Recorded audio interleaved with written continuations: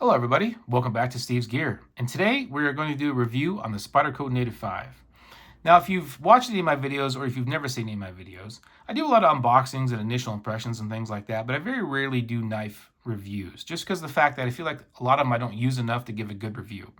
When I watch knife reviews, I like to hear about how people use them and what's really been useful for them versus just seeing some specs and, you know, seeing what they think of it. Now this one I have used for work for the last 6 months. It's been in my pocket every single day for work. I'm strange in many ways, but one of them is I like to have a dedicated work carry. So I carry a dedicated knife, a flashlight, a pen, a pouch, things like that every day. I like to have some consistency, build up some muscle memory. I work out of a service vehicle, so I don't have an office or anything. And so I like to have things that just work the way I want them to work. Because a lot of times I'm in a hurry or I have deadlines to meet. And sometimes I have to travel. I have to go out of town a couple hours and work, or sometimes I've gone overnight or gone for multiple days. So sometimes the knife has to pull double duty. So look for something that works out pretty well for me. I picked this one up off a whim. I was at a sporting goods store that didn't used to sell Spydercos, and they ended up selling Spydercos. I saw this one. I thought it might not be a bad work knife. And in my unboxing video, I said that I was probably going to use it for a work knife. And sure enough, 6 months later, I'm still using it. So let's talk a little bit about some basic specs of the knife, just in case you haven't seen this before. Like I said, this is the Spyderco Native 5. Comes in an overall length of 6.95 inches. It has a blade length of 2.95 inches. Comes in at 2.5 ounces. This specific model has S30V steel. I will do a couple blade comparisons here, a couple knife comparisons. So we compare it against the Para 3. We'll put it up against the Bug Out. And we will do the Kershaw Bel Air. So as you can see, pretty similar to these knives in size. Some are a little bigger, some a little shorter. But this is kind of the size of knife that I like. I like this size of knife, especially for working and things like that. If I'm going to go camping or going fishing or something, sometimes I'll carry something a little bit bigger blade. But for my day-to-day, I really do prefer a knife probably right at about 7 inches. And so this one's been pretty good as far as size goes. Ergonomics-wise on this knife, I love it. I think that this is a really well-designed knife.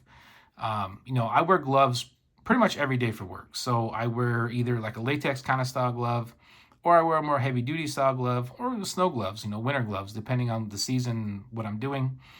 But I'm a fan of like the, kind of the finger grooves. Some people don't like finger grooves, but for me, when I'm wearing gloves, I really like it. Kind of helps lock my hand in because my fingers are already kind of fat. And then if I'm wearing gloves, it just kind of adds a little bit of size to it. So everything fits in really good, really comfortable. It's got a little bit of jumping here on the top, which is pretty aggressive. I prefer the more aggressive style jumping versus just kind of the more aesthetic jumping. Same thing down here with this finger choil down here. It does have some pretty good jumping in there. Now, as far as the materials go, if you're someone who doesn't like plastic knives or doesn't like the looks of this kind of bidirectional pattern on here, this obviously isn't going to be a knife for you. But for me, I like that. This knife is simple, but I think the simplicity of it is what makes it good. Like I said, when I'm working, and if I want to set this down on a sidewalk or in some dirt, or if I'm working in a really dusty area and I set it down, I don't have to worry about it. I don't have to worry about scratches. I don't have to worry about things going wrong with it. I can just rinse it off if I want to.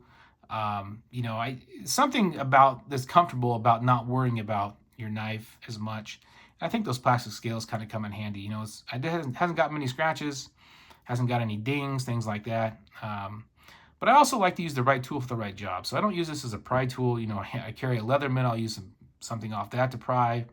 If I'm going to cut down a ton of boxes or something, a lot of times I carry one of those Gerber pry bars or pry grids. It's kind of like a razor blade knife. I'll use that to kind of save the blade a little bit. So doing those little things has kind of helped preserve this knife pretty good. Now, the other thing about these scales is that texturing I mentioned. I love this texturing because when I'm wearing gloves, I really have a good grip. And I work outside a lot. So I'm in the rain, I'm in the heat. My hands get sweaty. I work in dusty environments and the dust is kind of slippery. And it's really got a good grip. With the gloves on especially, I can really feel it. So I'm a big fan of it. I really like these scales. I didn't know how I would like them when I bought the knife. I had a Dragonfly 2 a long time ago, but I was on a different line of work, and I ended up losing that knife, so I didn't have it for a long time. But I really like them. Now, another thing about it is it has a back lock. So, back locks, you don't see a ton of them that much anymore. but I actually really like it. So for someone like me, like I said, that wears gloves, I've never had a problem, no matter what glove I'm wearing, using this back lock. And I can still work it one-handed, no problem. And I am left-handed, so I can use it right-handed just fine. With that spider hole and that back lock, it's not a problem at all. Sometimes with liner locks, I have a problem with using them with gloves, especially being left-handed. I go to use them and I can't get in there good enough, and so I struggle with the knife. And sometimes, if you've ever used the back lock and I've ripped my latex glove, and if you've ever ripped a latex glove and you're trying to put a new one on when your hands are sweaty, it just makes you mad. So I was really grown to love that back lock. And then another thing is this blade does not actually have bearings or washers. Basically, the blade rides right on the scales. I wondered how that was going to work, how it was going to last.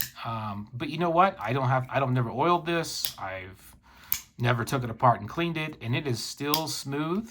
It's loosened up a little bit as far as the drop goes, but still got a pretty good amount of resistance when you open it up.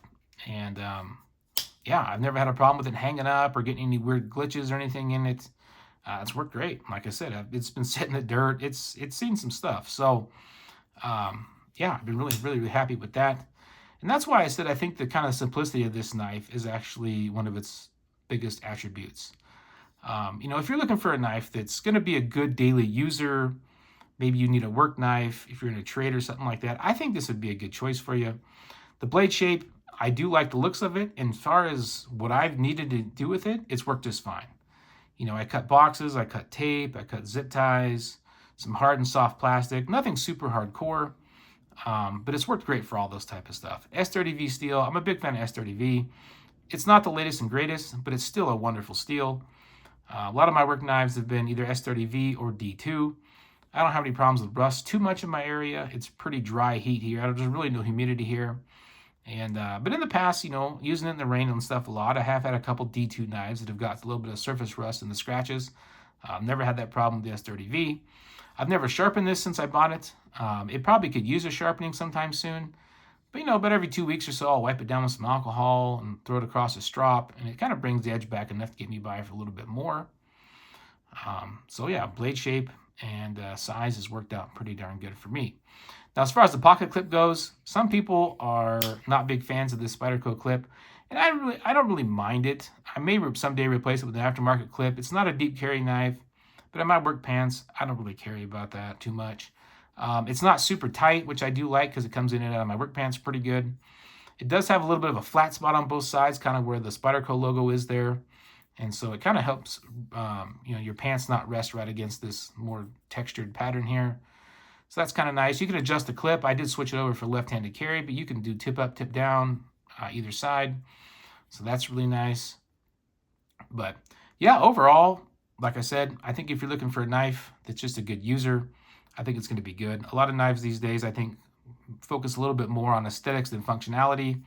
And I think this one's the opposite. I think this one, well, it's not a bad looking knife. I think it functions a little bit more spends a little more time on functionality than aesthetics. So I like it. I'll probably continue to use it. I haven't decided yet if I want to switch up and try something else for work. Honestly, I could use this one probably for the next 6 months and be perfectly happy. I don't know what's going to end up in my pocket next for work, but as for now, it's going to be this one. But let me know in the comments if you've ever owned one of these, what you think of it. If you want to pick one up, let me know what model you're going to pick up. And that's all I really got for you guys today. Thanks a lot for watching me ramble about this one. And I'll catch you guys later. Have a good day.